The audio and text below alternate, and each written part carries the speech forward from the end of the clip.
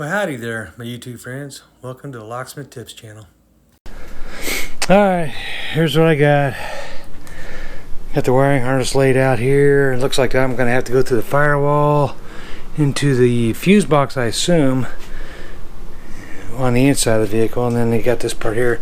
This part here is kind of important because I can kind of see this is where my coil on plugs are, and that goes around to the back side of the engine. It's important to note that that's what I'm just looking at right here. That's my coil on plugs. I don't know why I keep wanting to call them glow plugs. And then that other wire goes all the way back here. It's possible all I need to do is just splice these 4 things here and that and a couple of things, but I don't know. I don't know what all they got, so I guess I'm going to find out when I go through this. But it's just kind of a complicated mess. So I removed the air cleaner, and I took the nuts off the battery here.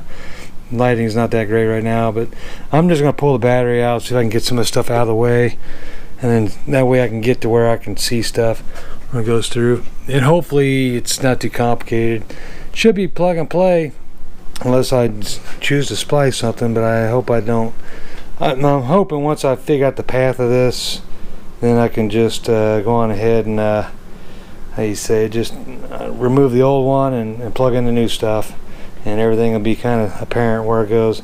This is the exact same one according to this. It's a K06 there, K06 here. So we're gonna go for it. I don't have very good lighting right now because I'm kind of reserving my battery powered lights until I actually get in here and start doing stuff.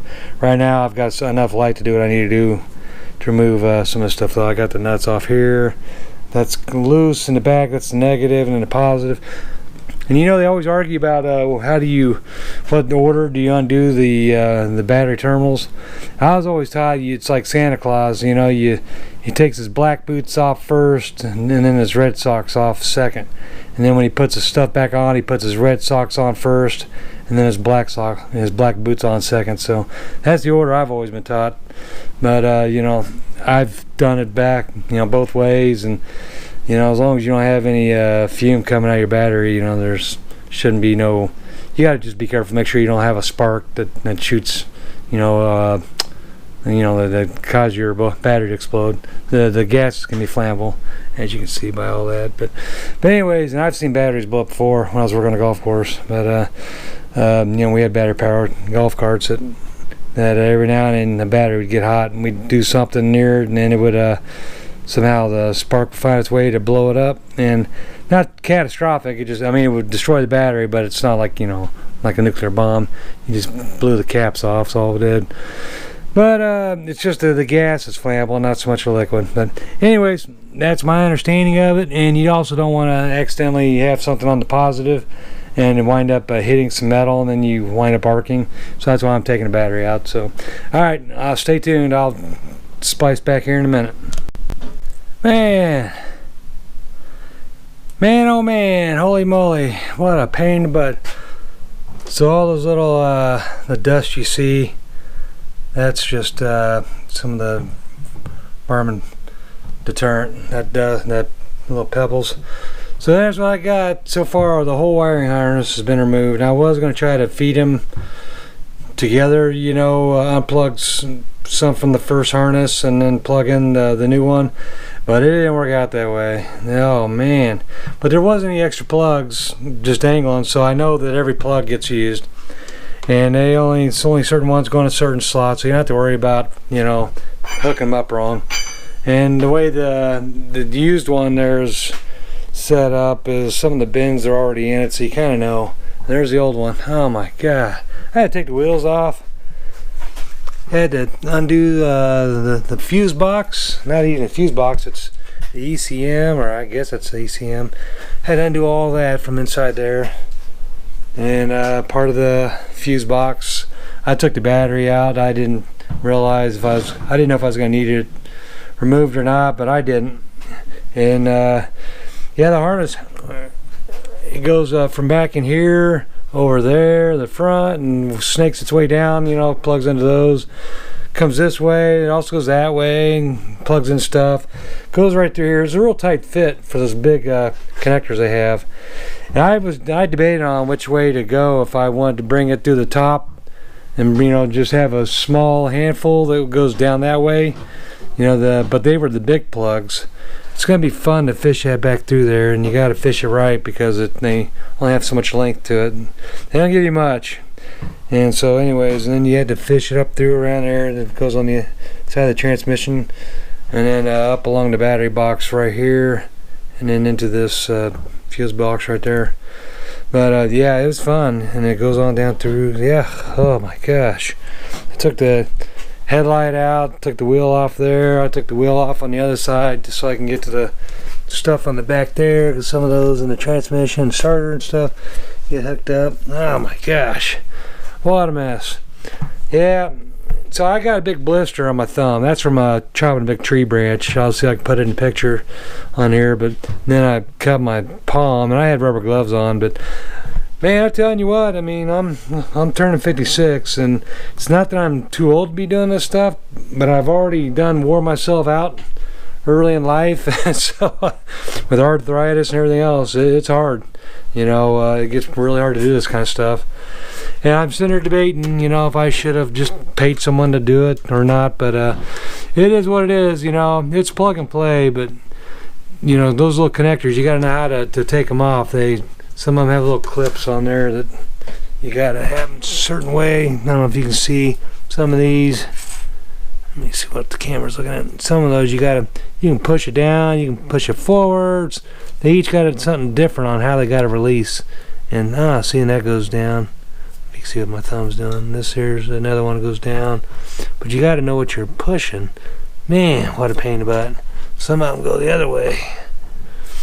Millions of them. These here, you know, that goes to your computer there. Whew, what a mess. Well, now I know where the computer at. It was right here in front of the wheel well.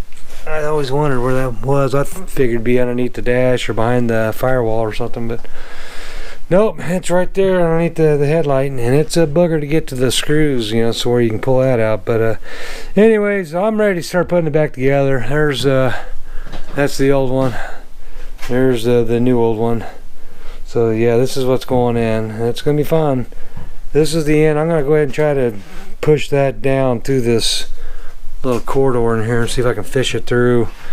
See that, or try to squeeze this up, you know, through the top. I don't think I can do that, man. There's just too much.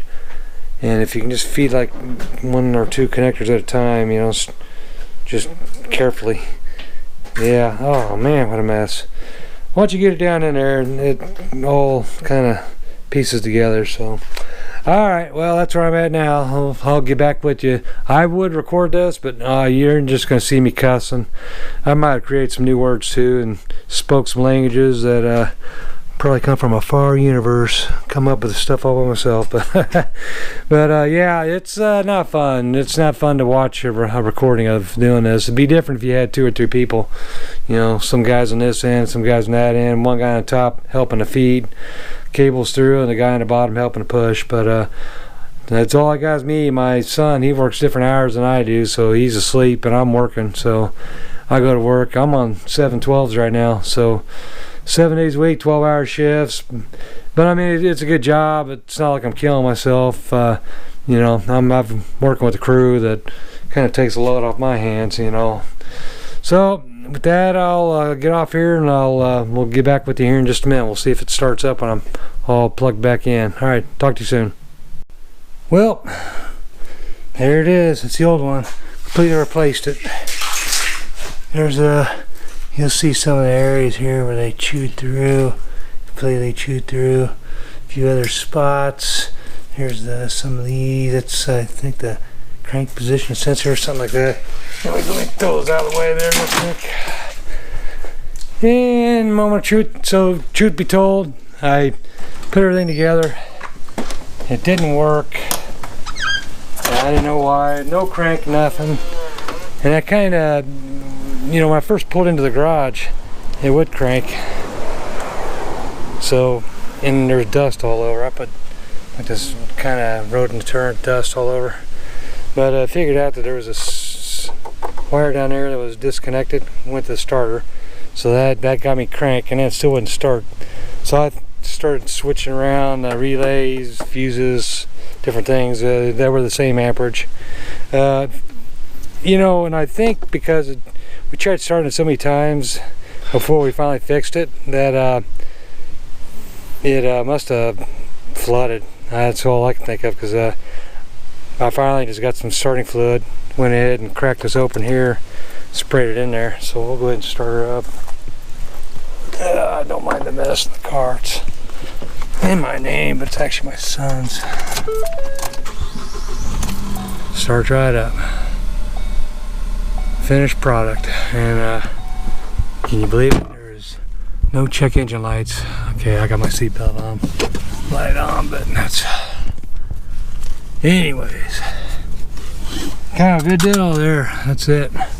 No lights, no codes. I run the code thing. I got one of these cheap little hotel code things. This is from the early 2000s, so it's OBD2. I don't think it's gonna tell you much anymore, and I got the starter fluid in here just in case I have any issues. But yeah, it's done. I'm so relieved. I thought I was gonna have to take it back to a dealership, or take it to a dealership to begin with.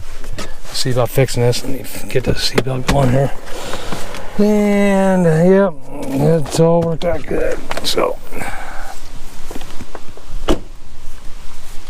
that's that. And I'll keep that dust on there. There was some wires back there I had a hard time with. Some in here I had a hard time with. There's one that goes right on top of the alternator. You can't see it, but it's directly right there. That thing was a tough one. Anyways, I had to use a little pole to kind of twist it around, and finally was able to shove it on there. I'm just going to keep adding dust to the top of this car engine. It's just like granules. It's not going to hurt nothing. I mean, I hate it, but you know, you got these Missouri tree rats around here. That's all you can do. I got them up in this tree, that tree over there, this one right here.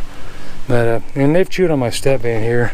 You know, I've had to fix wires on it, but you know, there's not as many to deal with. So I don't know. I'm just glad it's done. Starts and runs. I'm happy.